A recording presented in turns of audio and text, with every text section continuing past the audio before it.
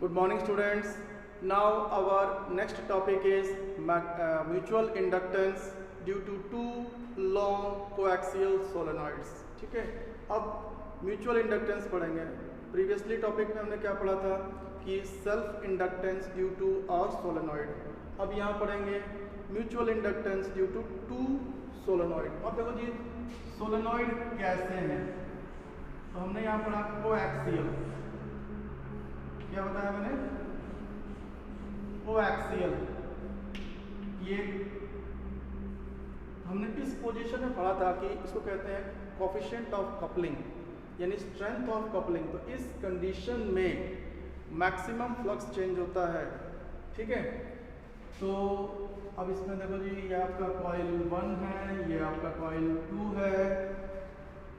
तो कुछ चीज़ें लिख लेते हैं। कॉइल 1 फॉर कॉइल 1 और दूसरा फॉर कॉइल 2।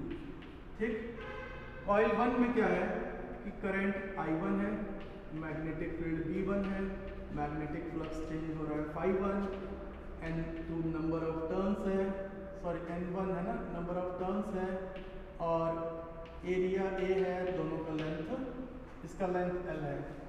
सेकेंड कॉइल के लिए इसमें करंट I2 है, मैग्नेटिक फील्ड B2 है, Φ1 नंबर ऑफ टर्न्स Φ2 है, और N2 नंबर ऑफ टर्न्स है, एरिया और लेंथ दोनों का सेम है। तो दोनों कॉइल्स में ये चीज़ सब वेरिएबल है, एरिया और लेंथ सेम है। ठीक, अब मुझे पता है कि जब फर्स्ट कॉइल में करंट पास कर रहे हैं तो मैग्नेटिक फ्लक्स चेंज होने वाला किसका? कॉइल 2 का। तो magnetic flux link with the coil 2 is equal to क्या होता है? Phi is equal to B1 A into N2। सही है, Φ1 is equal to B1 into A into N2। अब ये क्या है कि जो कॉइल 2 है ये फर्स्ट वाले कॉइल की मैग्नेटिक फील्ड के अंदर है।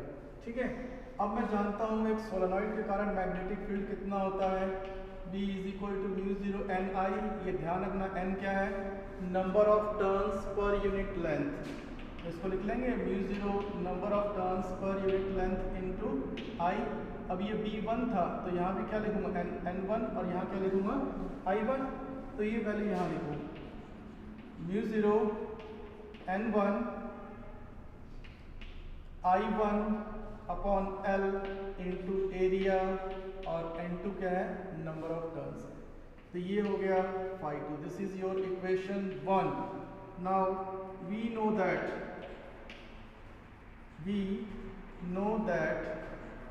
क्या जानते हैं? Φ2 is equal to M12 into I1। हम जानते हैं ना कि फ्लक्स चेंज हो रहा है सेकेंड में।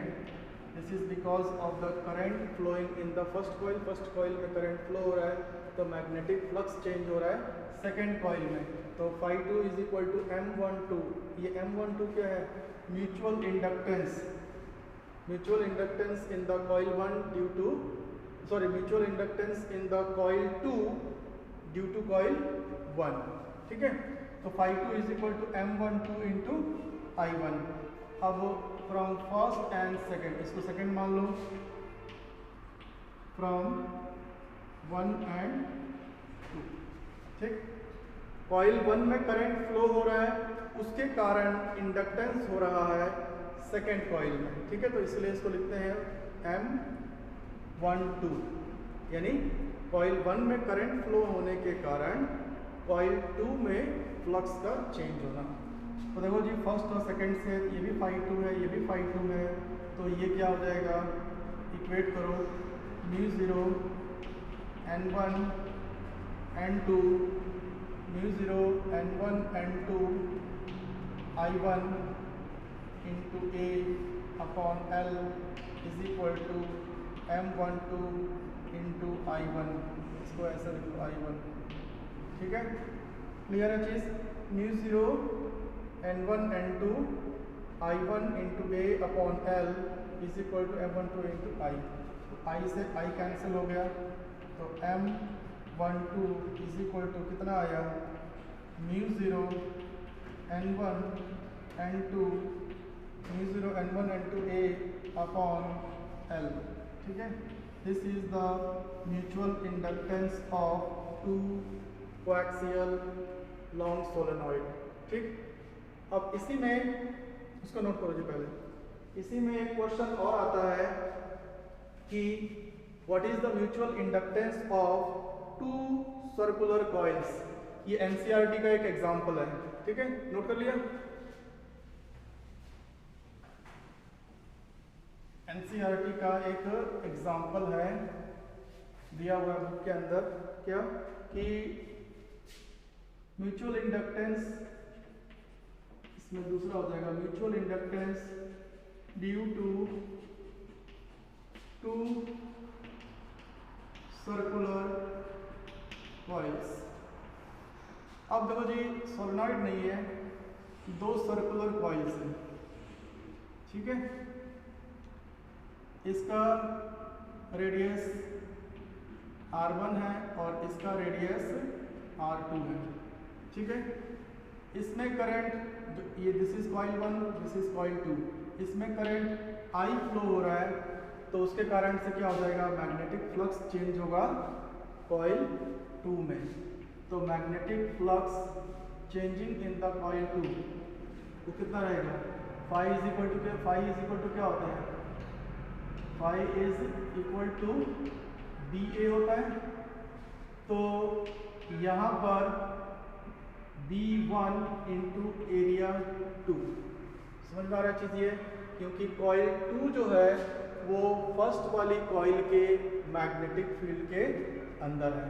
तो जब फर्स्ट वाले कॉइल में करंट फ्लो होगा तो मैग्नेटिक फील्ड बढ़ेगा इसका, और मैग्नेटिक फ्लक्स चेंज होगा सेकेंड कॉइल का।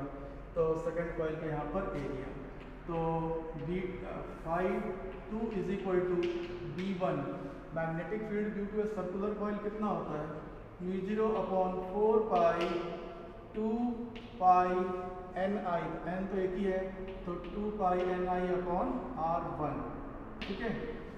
μ0 upon 4 pi 2 pi NI upon R था, n एक ही है यहाँ पर नंबर ऑफ टर्न्स, तो μ0 upon 4 pi 2 pi I upon R, तो इंटू A2 कितना है एरिया, पाई R2 का स्क्वायर, ठीक है।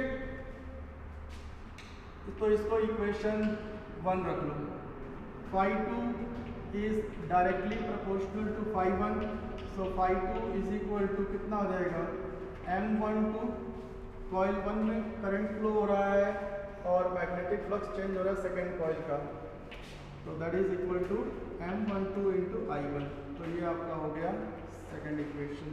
सो फ्रॉम फर्स्ट एंड सेकेंड कितना हो जाएगा, μ0 अपॉन, देखो जी इस 2 पाई से इसको काट दो तो कितना हो जाएगा 2, तो μ0 I into pi R square R2 का स्क्वायर, ठीक है, μ0 I पाई R2 का square upon 2R1 is equal to M12 into I1।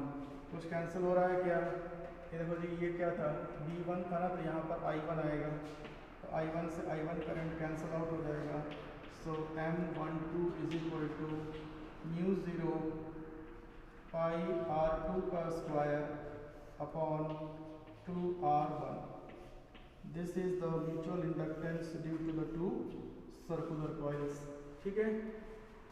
तो ये था आपका सेकंड, पहला बताया mutual inductance due to two solenoid, second बताया mutual inductance due to two circular coils, third है mutual inductance due to two circular coils, mutual inductance due to to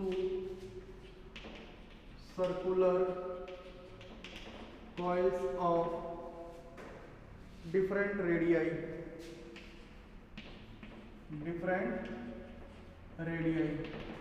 दो circular coils हैं अलग अलग रेडियस के, जैसे एक सर्कुलर कॉइल ये हो गया, एक दूसरा सर्कुलर कॉइल इसी के पास में, this is your coil 1, this is your coil 2।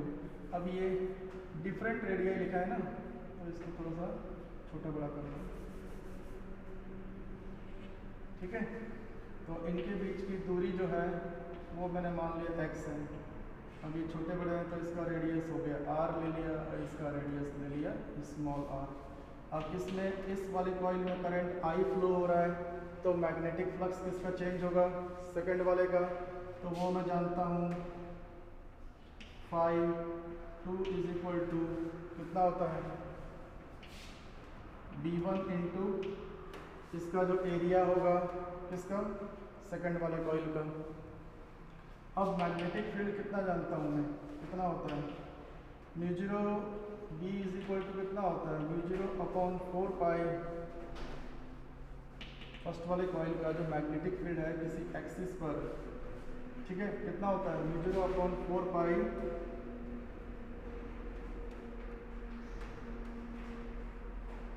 म्यू0 upon 4 pi 2 pi NI a square मतलब r square upon r square plus x square whole 3/2। यह पता है n नंबर ऑफ टर्न्स 8 है, तो म्यू0 upon 4 pi 2 pi I into r square. अब ये value यहाँ रखो तो कितना हो जाएगा म्यू0 upon 4 pi 2 pi I r square upon r square plus x square whole 3/2 into इस कॉइल का एरिया कितना हो जाएगा पाई r स्क्वायर, ठीक है। ये हो गया आपका फाई 2 और phi 1 sorry this is your equation 1। Phi 2 is equal to कितना हो जाएगा M12 इंटू I, फर्स्ट इस कॉइल में करंट फ्लो हो रहा है जो, तो M12 और इसको फ्रॉम फर्स्ट एंड सेकंड दोनों को जो इक्वेट करेंगे तो क्या हो जाएगा I और I कैंसल आउट हो जाएगा, कैंसल आउट हो जाएगा, कितना आएगा तो म्यू0 अपॉन एक काम करेंगे इस 2 पाई से इसको कैंसिल कर लेते हैं 2 से, तो म्यू0 ठीक है I से I कैंसल आउट हो गया,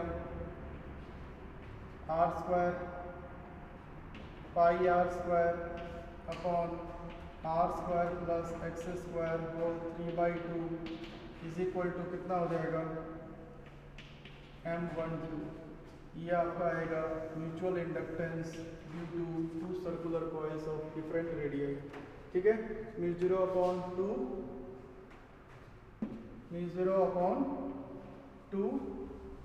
I तो I से कैंसिल आउट हो जाएगा, r square pi r square upon r square plus x square whole 3/2। तो ये म्यूचुअल इंडक्टेंस ये टोटल हो गए 3 केस, एक तो 2 सोलेनॉइड के कारण, सर्कुलर कॉइल के कारण और 2 सर्कुलर कॉइल्स के कारण जो अलग अलग रेडियस के हैं किसी एक्सिस पर। Thank you.